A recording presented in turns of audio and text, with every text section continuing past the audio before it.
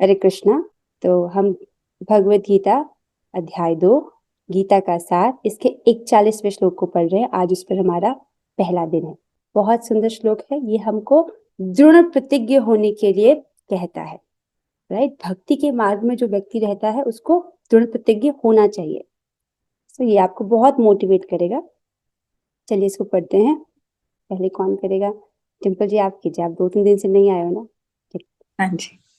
व्यवसाय आत्मिका बुद्धिर व्यवसायात्मिका बुद्धिर एकेह कुरु नंदन एकेह कुरु नन्दन बहुशाखा हिनन्ताश्च बहुशाखा हिनन्ताश्च बुद्धियो व्यवसायिनाम्।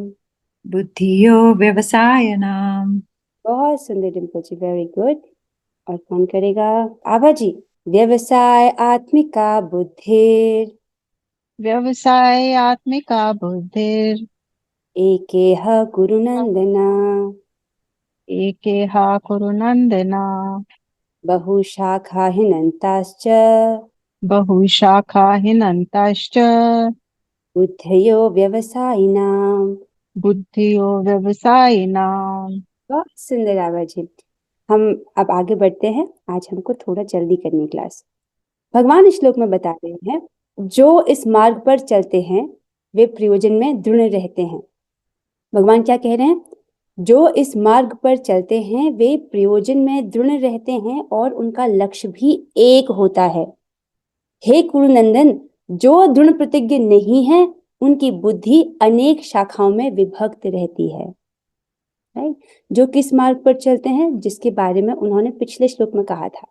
राइट, जो इस निष्काम कर्म योग या भक्ति योग, इस बुद्धि योग के मार्ग में।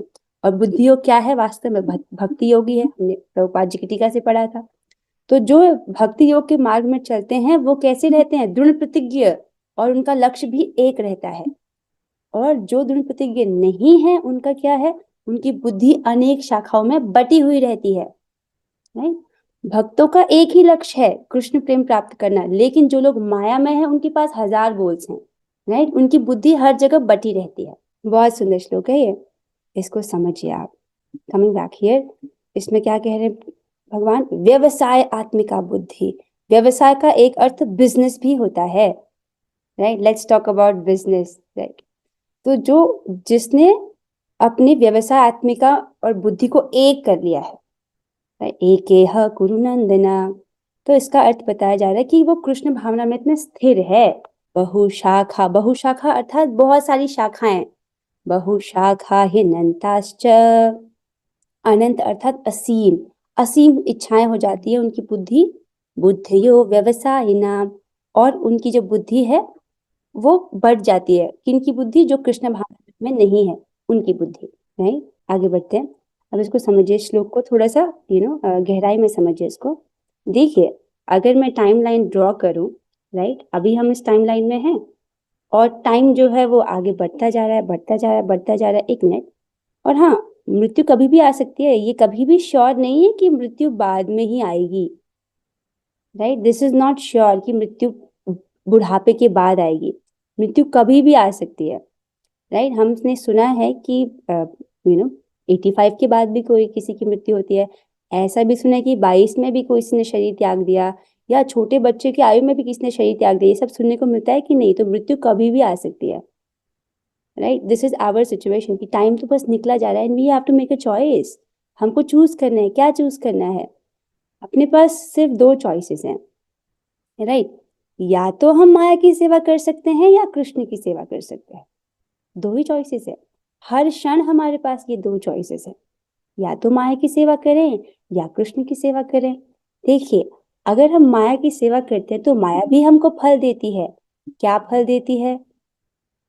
84 लाख योनियों में भ्रमण और बारंबार जन्म मृत्यु जरा और व्याधि का दुख भोगना। शुड बी व्याधि है। ठीक है, तो जब हम माया की सेवा करते हैं तो उसका फल भी रेडी है। एक नया material body, like take this costume. Right, और इसके थ्रू क्या होता है? जब हम भौतिक जगत में एक शरीर को स्वीकार करते हैं तो हमको वो प्रॉब्लम्स फिर से फेस करनी पड़ती है। जन्म मृत्यु जरा और बूढ़ा और व्याधियां। राइट, जरा अर्थात बुढ़ापा, और व्याधि अर्थात बीमारियां, डिजीजेस। अब अगर हम कृष्ण की सेवा करते हैं, राइट, तो उसका भी फल तय है। क्या? भगवान का प्रेम भरा पार्षद बनकर उनके धाम को प्राप्त करना और दिव्य आनंद की अनुभूति करना है। माया की सेवा करेंगे तो ये मिलेगा, 84 लाख योनियां, उनमें भ्रमण होगा। भगवान की सेवा करेंगे तो क्या होगा? हम भगवान के प्रेम भरे पार्षद बनकर उनके धाम को प्राप्त करेंगे और उनके साथ दिव्य आनंद की अनुभूति करेंगे। यहीं से सोच लेना चाहिए कि व्यक्ति को क्या करना है।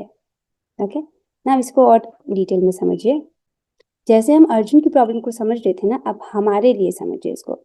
देखो, हमारे पास सेंसेस हैं, इंद्रियां हैं, राइट, 5 सेंसेस, और मन है, राइट। तो अब हमारे पास चॉइस है कि इनको हम या तो कृष्ण की सेवा में इंगेज कर सकते हैं या माया की सेवा में इंगेज कर सकते हैं। या तो कृष्ण की सेवा में लगा सकते हैं अपनी इंद्रियों को, या अपनी इंद्रियों को माया की सेवा में लगा सकते हैं। ये दो ही तो चॉइसेस हैं, राइट। अगर हम कॉन्शियसली कृष्ण की सेवा नहीं कर रहे हैं तो हम बाय डिफॉल्ट क्या करेंगे? हम माया की सेवा करेंगे।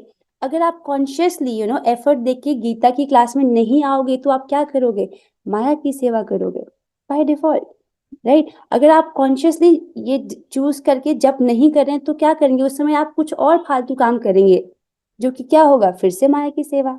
सो हमको ये चूज करना है हर बार, राइट, कॉन्शियस होके एफर्ट करना है कि हमको कृष्ण की सेवा चूज करनी है।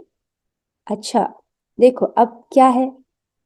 माया की सेवा करना अर्थात इंद्रिय तृप्ति करना, आंखों को जो पसंद है वो देखना, कानों को जो पसंद है वो देखना, जीभ को जो पसंद है वो खाना, अपनी इंद्रियों को खुला छोड़ देना, अर्थात इंद्रिय तृप्ति करना, राइट। जैसे इस वक्त आप अपने कानों से गीता सुन रहे हो तो क्या है? कृष्ण की सेवा।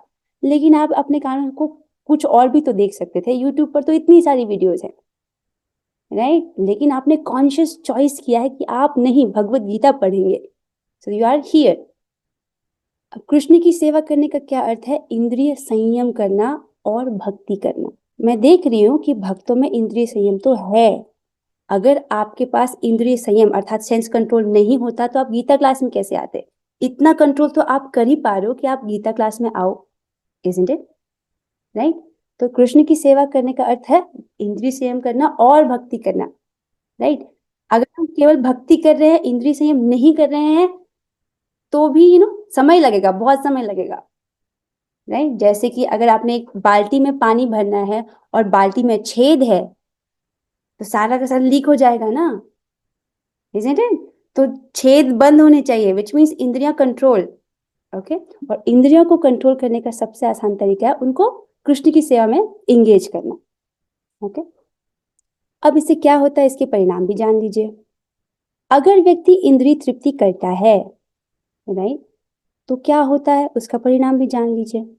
इंद्रिय तृप्ति करना अर्थात इससे क्या होता है? चित्त का और अशुद्ध होते जाना।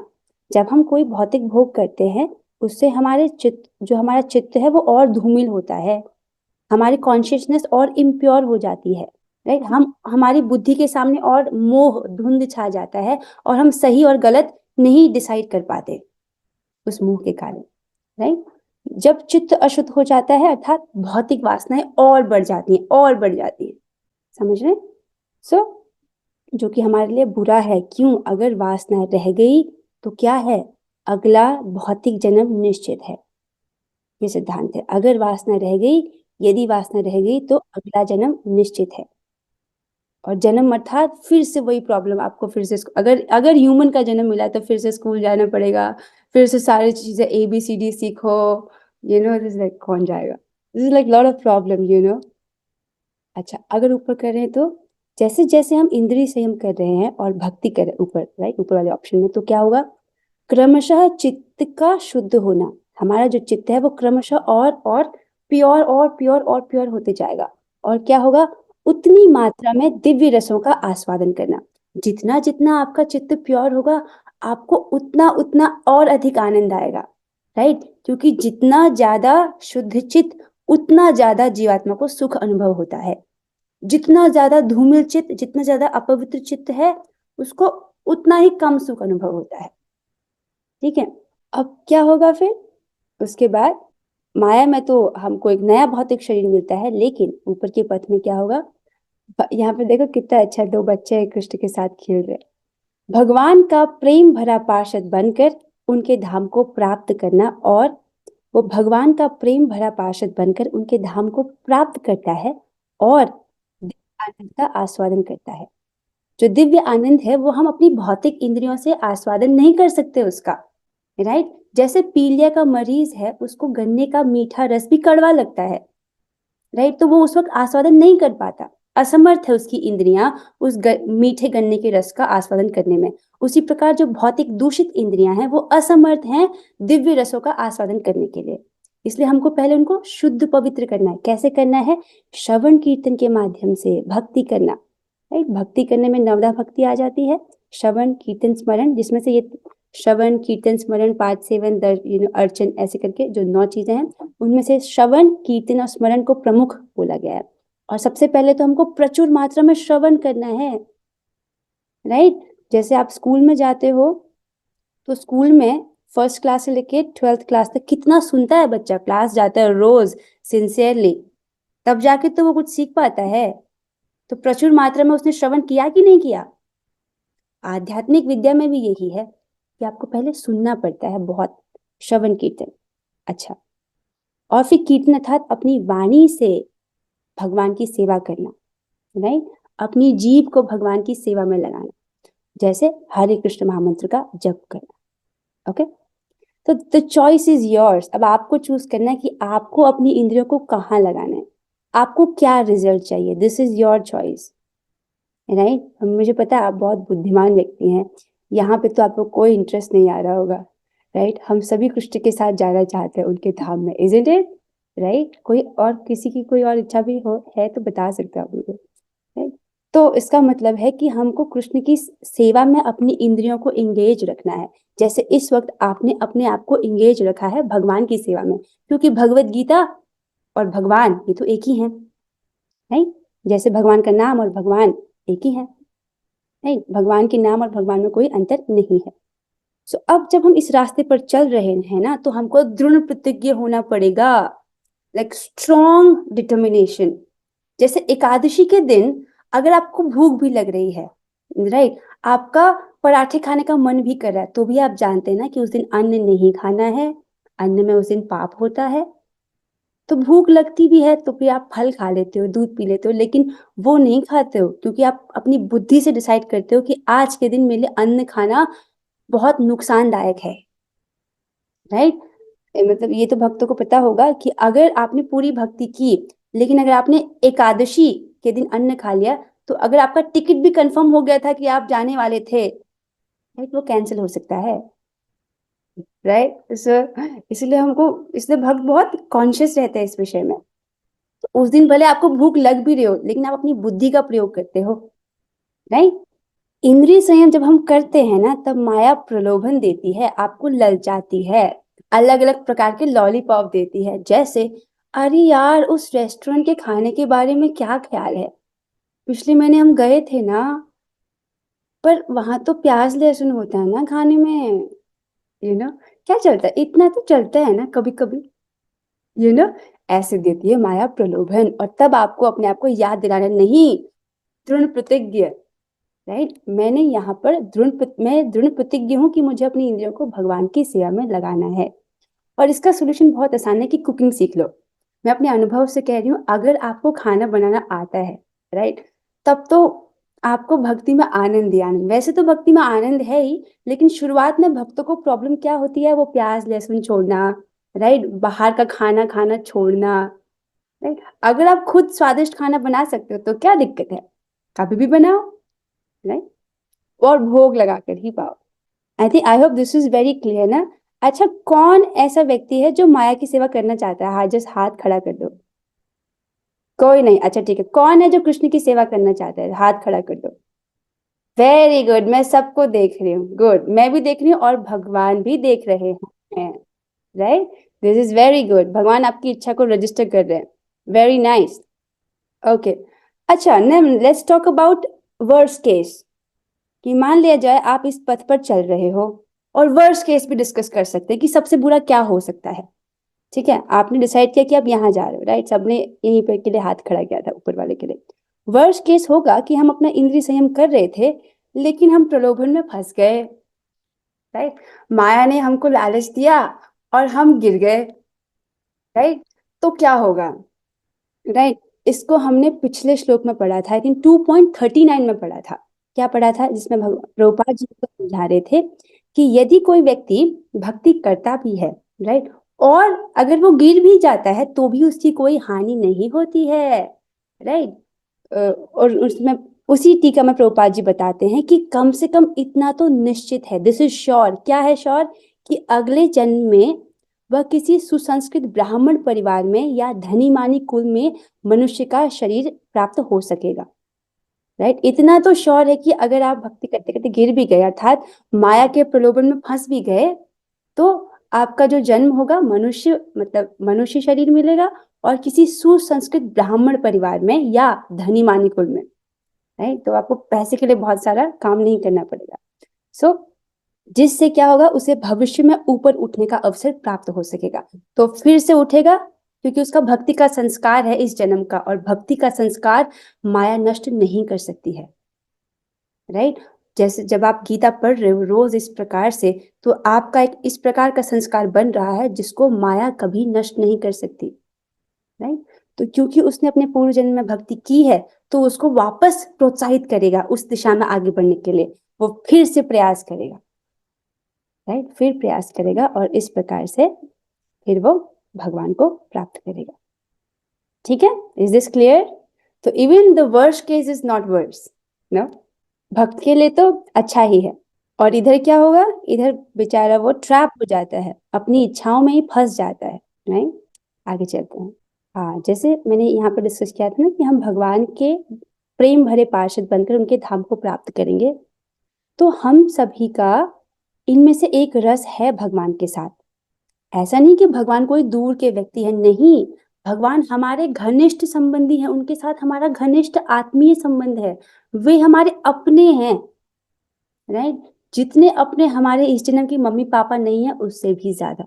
अरे ऐसा मैं कैसे कह सकती हूँ, क्योंकि देखिए इस जन्म में भी हमारे मम्मी पापा हैं, इसके पिछले वाले जन्म में भी मम्मी पापा थे, उसके पिछले जन्म में भी मम्मी पापा थे, तो हमने तो कितने सारे शरीर चेंज किए हैं ना अनादिकाल से, तो हमारे कितने सारे मम्मी पापा रहे हैं।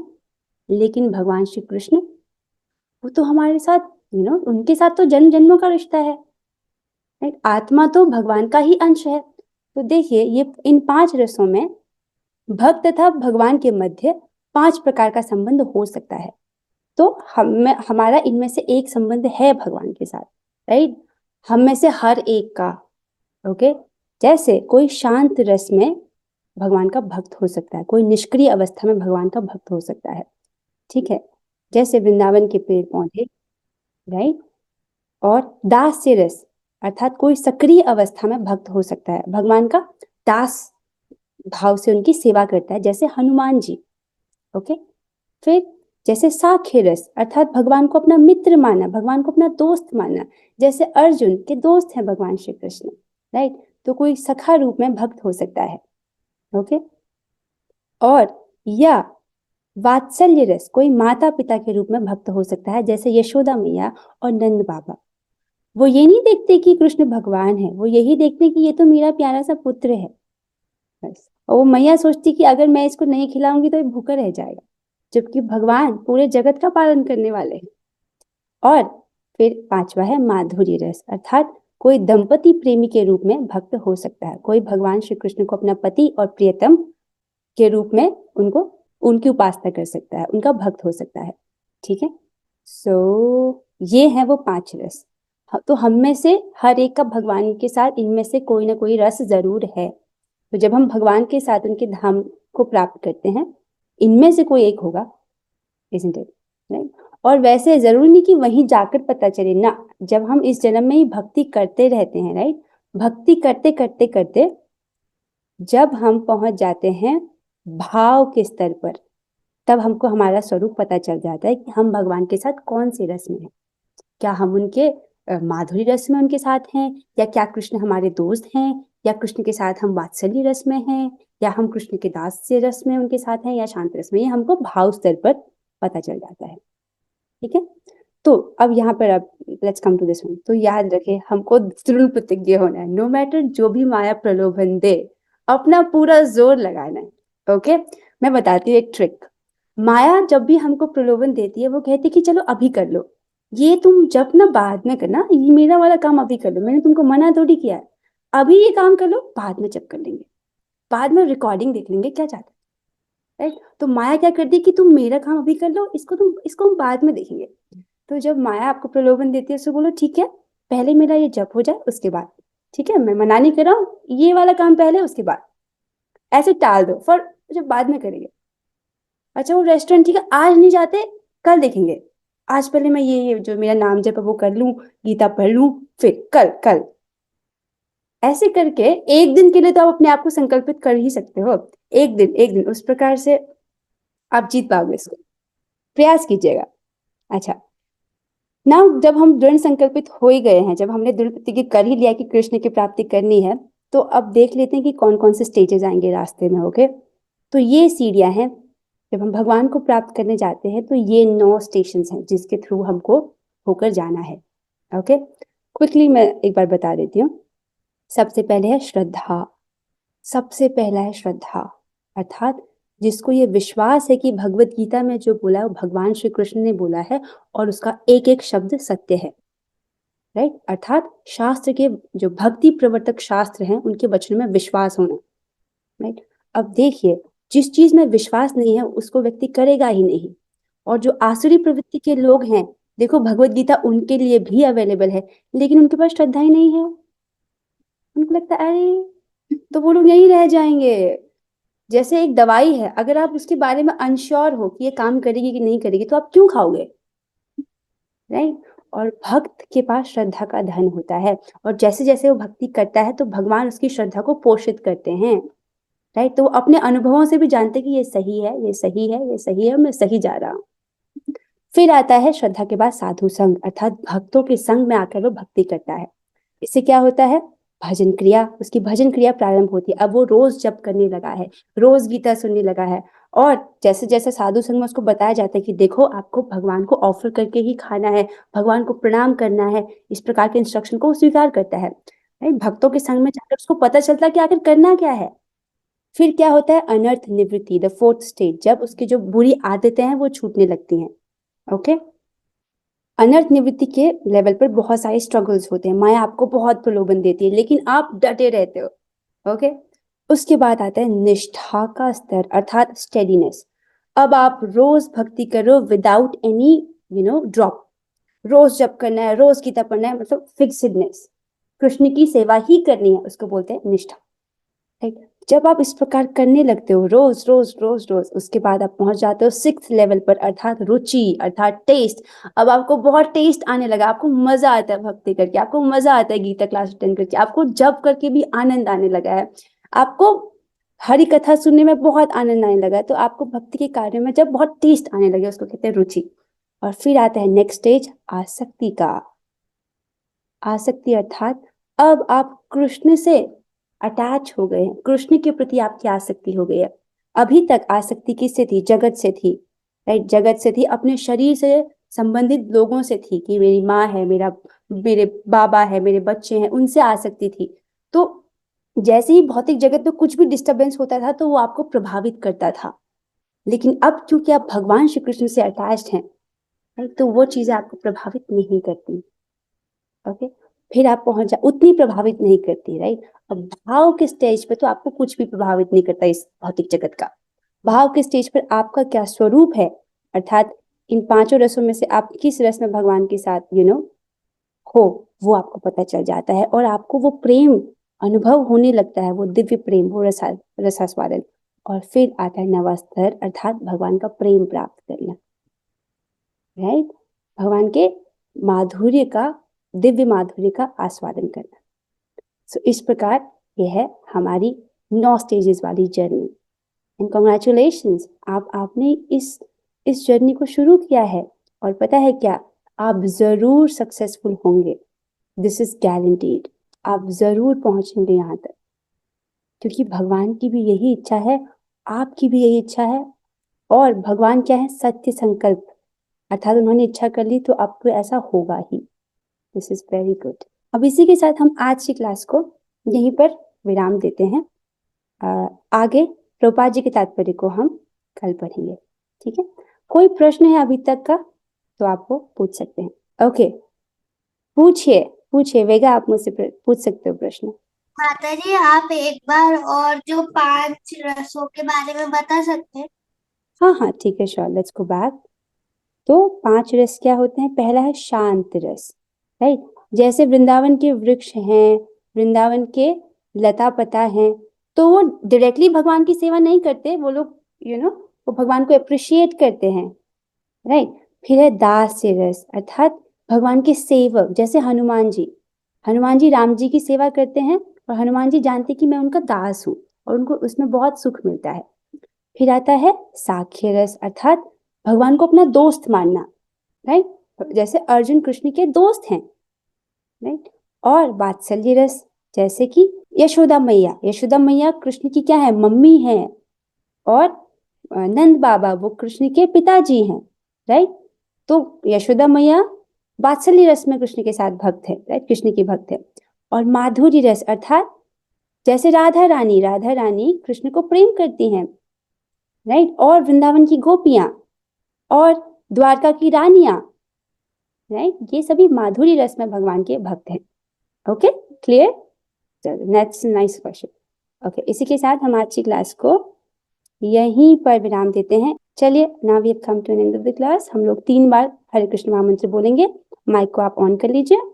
हरे कृष्ण हरे कृष्ण कृष्ण कृष्ण हरे हरे हरे हरे हरे कृष्णा हरे हरे राम राम राम हरे राम हरे कृष्ण हरे कृष्ण कृष्ण कृष्ण कृष्ण हरे हरे हरे हरे हरे राम राम राम राम कृष्ण हरे हरे हरे हरे हरे कृष्ण कृष्ण कृष्ण हरे हरे हरे राम राम राम हरे हरे श्री भगवद गीता की जय, श्री प्रभुपाद की जय। ऑल ग्लोरीज टू श्री गुरु प्रणाम। हरे कृष्णा